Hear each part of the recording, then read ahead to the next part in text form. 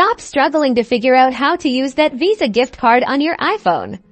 I'm about to show you the easiest way to make it work for apps, subscriptions, and everything else. First, let's navigate to your iPhone settings, which is the app with the gray gear icon. Go ahead and tap it. Next, at the very top of settings, you'll see your name and Apple ID. Tap on that. It might ask you to authenticate with your Face ID or passcode.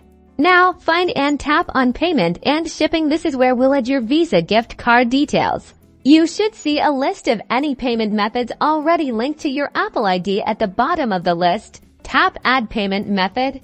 Now this is important. Make sure you have your Visa gift card handy, because the next step must be accurate. Select credit or debit card and carefully enter these details: card number, the expiration date, and the CVV security code, which is on the back also.